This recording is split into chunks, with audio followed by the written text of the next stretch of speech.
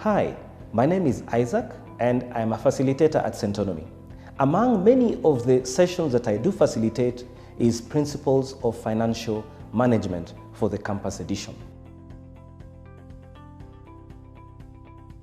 I'm very passionate about this entry level into financial learning. It is one of the very crucial life skills and life lessons that you need to learn to understand and manage your money as a youth. At the very formative stages of your life, if you don't understand and grasp these things, they will follow you the rest of your life. So it is important that you start understanding how money works right from the very early stage that you can, so that you start knowing about savings and you can start knowing about what assets are and very many aspects. So this is done, and I think it's one of the most important lessons in life, because money answers everything. If you mess up your life in terms of money, then you're messing up the entire aspect of life.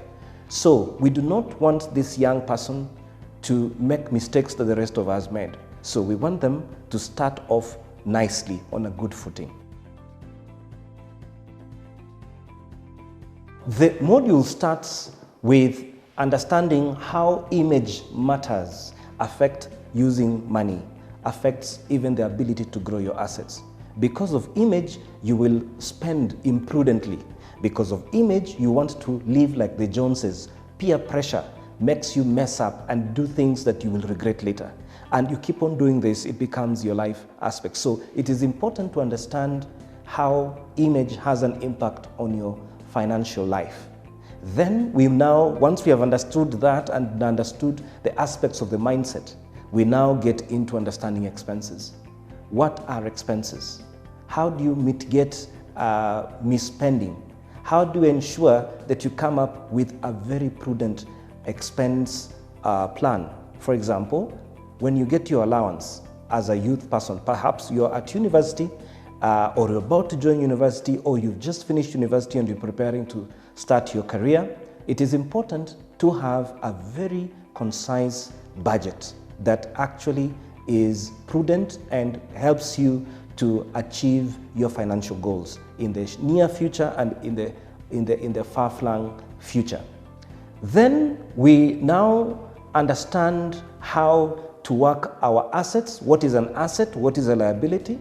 And we need to understand some of the things that we have learned in financial accounting.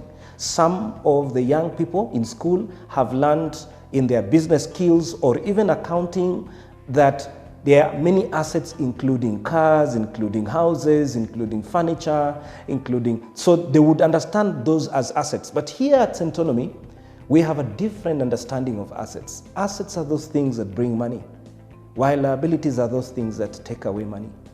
So you may be thinking you're surrounding yourself with assets. In reality, you're surrounding yourself with liabilities.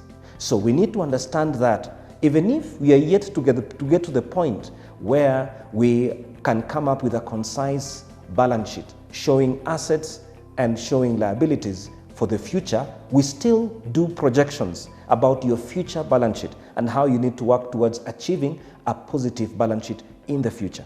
We then look at some of the things you can do even right now to start growing your assets. We look at the short-term goals, mid-term goals, and future goals, more than 10, 15 years to come, and your career objectives. How are they aligned as you work towards achieving your various goals in life? So that is a precursor for the next subsequent classes. And that is really, really an important eye-opening session for the young people that I deal with. Very interesting guys that I deal with. It is interesting when we get to these sessions and whatever comes out of our interactions with these young people.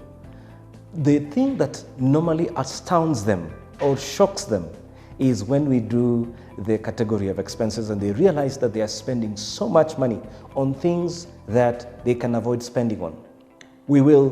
If you join us, we will cover different categories of expenses. We have the very essential expenses that are a must and are important. Those we call them category A. Then we have the category B expenses that are not a must, but important. And then we have category C, which is not a must and not important. And when we look at those kind of expenses and we ask these guys to jot them down and write how much they spend in a typical month, they get shocked. And I challenge them to find out the things they can do with that kind of money if they were to save that money and invest in an investment that will give them a certain modest return. It normally shocks them out. And one of the greatest things that one participant reached out to me is that he was so taken by these discussions that he actually gave me a book later, a book that I still quote to date, and I'm forever grateful to this gentleman who gave me this book. If you want to know the name of the book is The 4-Hour Workweek by Timothy Ferris. Just by going through these classes, and he was so impressed and touched that he gifted me that book. And this is the biggest thing, is that these people leave the door. They come in talking about money and they leave knowing what assets are, and they don't make mistakes that we did. So what are you waiting for? When I was in campus, I wish I had the discipline to save money. I used to spend all my money and I would get broke, and I would call my parents and ask for more money, and I would spend that money and I will get broke again, and so on and so forth. Yet I have friends who had inculcated the habit of saving. I wish I knew that for every 100 shillings, I should save 10 shillings, in other words, 10%. We who are now working know it as paying yourself first. I wish I knew about that, because it would have become easier for me when I start working to actually easily save. So that is one thing that I wish I knew at the age that you are about to join Campus Edition, or your young person, your son, your daughter, your nephew, your niece, or even your grandchildren who want to join.